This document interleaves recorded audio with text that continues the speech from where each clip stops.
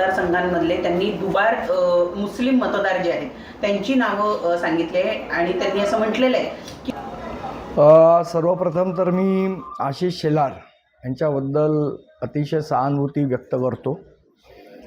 एक तर असं झालं आहे की सध्या भारतीय जनता पक्षामध्ये आशिष शेलारांना कोणी विचारत नाही. मुख्यमंत्र्यांनी जे खातं त्यांना दिलं आहे त्या खात्यात पण काही दम नाही. त्यामुळे त्यांची काही तिथे तेवढं जी व्हॅल्यू असायला पाहिजे ती नाही. मुंबई प्रदेश अध्यक्षपद पण गमावलं आहे, त्यामुळे तिथेही कोणी विचारत नाही. आणि मग कुठेतरी आपण चर्चेत राहिला पाहिजे, आशिष शेलार म्हणून आपण दिसलो पाहिजे, या सगळ्या उद्देशाने आजची पत्रकार परिषद होती असं मला वाटतं.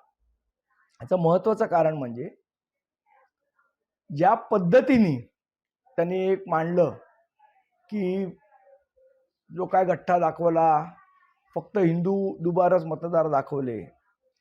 आता त्या गठ्ठा बघायला आशिष शेलार आले होते का तिकडे, की तिथे हिंदू मतदार आहेत का, मुस्लिम मतदार आहेत का, ख्रिश्चन मतदार आहेत का, जैन मतदार आहेत का, शीख मतदार आहेत, हे बघायला आशिष शेलार आलेले का त्या गठ्ठ्यामध्ये?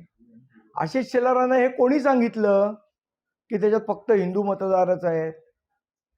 आमच्या दृष्टीने दुबार मतदार म्हणजे दुबार मतदारच. तो ना हिंदू आहे, ना मुस्लिम आहे, ना जैन आहे, ना शीख आहे, ना ईसाई आहे, ना कुठल्या धर्माचा आहे, ना कुठल्या जातीचा आहे.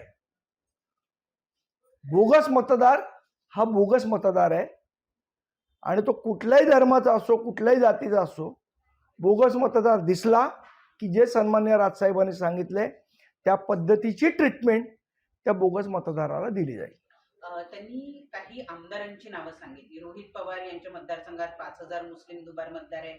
नाना पटोले यांच्या साकोलीतून ज्या साकोलीतून निवडून आले ते 208 मतांनी निवडून आले, तिथे 400हून अधिक मुस्लिम मतदार आहेत, दुबार मतदार आहेत. मग तुम्ही यांचा राजीनामा घेणार का, असा प्रश्न त्यांनी विचारलेला आहे. जितेंद्र आव्हाड यांच्या मतदारसंघात 30,000 दुबार मतदार आहेत असं त्यांनी म्हटलेलं आहे. तर मग जितेंद्र आव्हाड राजीनामा देतील का, असा प्रश्न त्यांनी उपस्थित केला आहे. मुळात असं आहे की एक बरं झालं आणि एक सर्वात चांगली गोष्ट झालं की आमच्या मताशी आशिष शेलार सहमत झाले. शेवट या सगळ्याचं कन्क्लुजन काय? कोणाच्या मतदारसंघात दुबार आहेत, कोणाच्या नाहीत, हा विषयच नाहीये. आमचा विषय हा दुबार मतदार आहे. दुबार मतदार आहेत या मताशी आशिष शेलार सहमत असतील तर त्यांनी आमच्यामध्ये मोर्चात पण सामील व्हायला पाहिजे होतं. हा काय भारतीय जनता पक्षाविरोधात मोर्चा नव्हता, हा मोर्चा होता निवडणूक आयोगाविरोधात. आणि निवडणूक आयोगाने जर मतदारसंघामध्ये दुबार मतदार तयार केले असतील किंवा त्यांना ठेवलं असेल तर ही चूक निवडणूक आयोगाची आहे. आणि ही जर चूक मान्य करत असतील आशिष शेलार तर त्याच्यामध्ये त्यांनी यायला पाहिजे. माझ्याकडे एक उदाहरण आहे. मंगलप्रभात लोढा जे भारतीय जनता पक्षाचे पालकमंत्री आहेत, त्या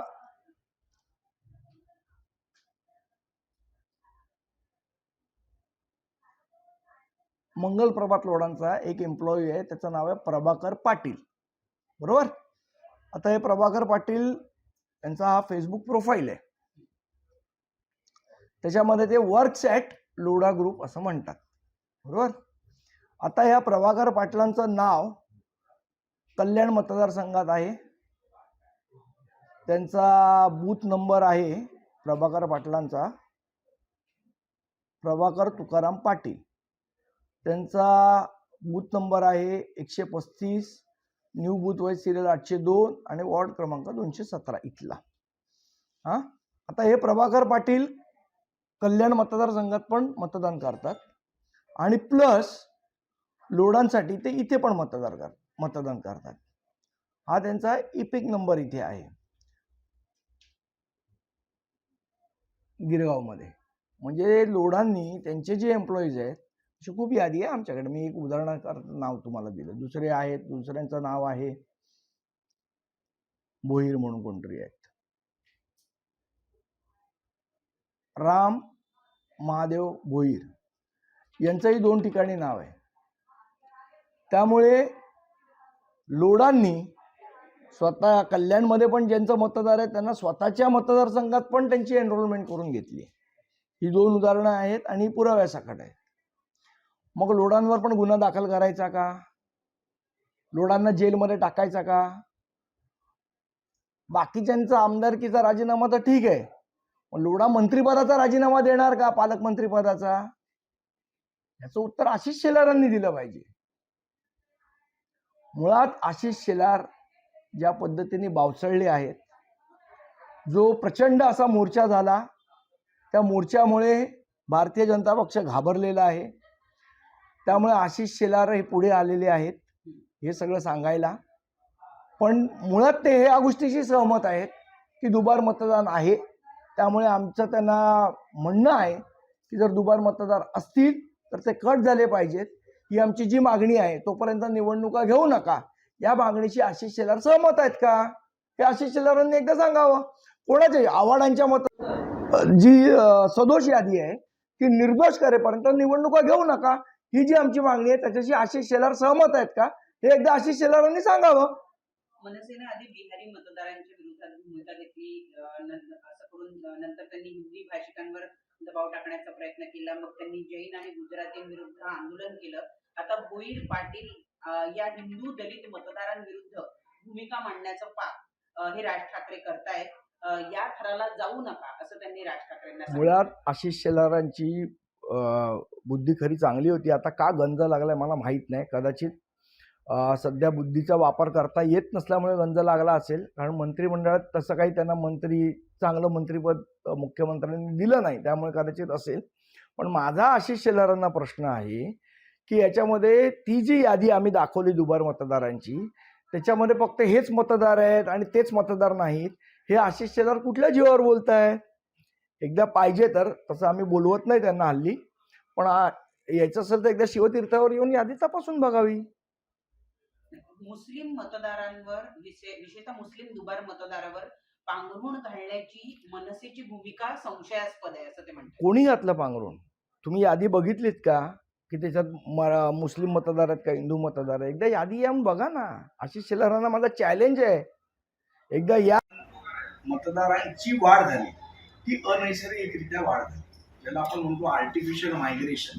ते आर्टिफिशियल मायग्रेशन करून मतदार नोंदवले गेले. आता नवी मुंबईमध्ये जे आयुक्तांच्या घरावर मतदार नोंदवले ते कधी नोंदवले? लोकसभेनंतर नोंदवले.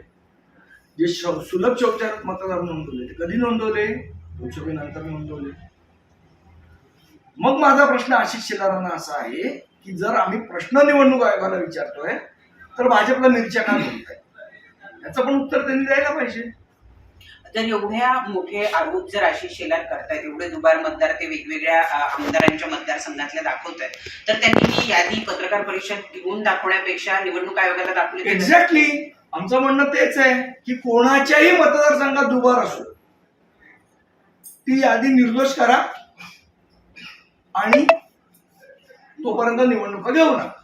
ही गोष्ट आशिष शेलारांना मान्य आहे की नाही मान्य आहे एवढं त्यांनी एकदा सांगावं. अजून कोणा त्याच्याशी आम्हाला देणं घेणं नाही.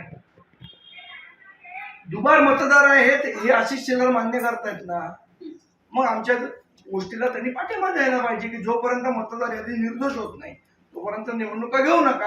आणि आज जर पाठिंबा आशिष शेलार देत असतील तर आम्ही त्याचं स्वागत करतो. त्यांचं असं म्हणणं आहे की विधानसभा निवडणुका झाल्यानंतर भाजपचा जो विजय आहे, भाजप का उत्तर देतं वारंवार या प्रश्नावर त्यांचं असं म्हणणं आहे की आमचा जो विजय झालेला आहे त्या विजयाच्या मिरच्या जोमलेल्या आहे महाविकास आघाडीला, आणि म्हणून लोकसभेच्या निवडणुकीत ज्यावेळेला त्यांना यश आलं त्यावेळेला त्यांनी दुबार मतदार किंवा मतदानामध्ये केलेली गडबड हे मुद्दे काढले नाहीत. विधानसभेच्या निवडणुकांनंतर मात्र त्यांनी हे विषय काढायला सुरुवात केली. असं आहे की लोकसभा आणि दोष आहे ती निर्दोष करा. जे आम्ही म्हणतोय तेच आशिष शेलार म्हणतायत की मतदारांमध्ये दुबार आहे, त्यांनी त्याचा एक थोडं अजून बायफर्गेशन केलं की हिंदू मतदार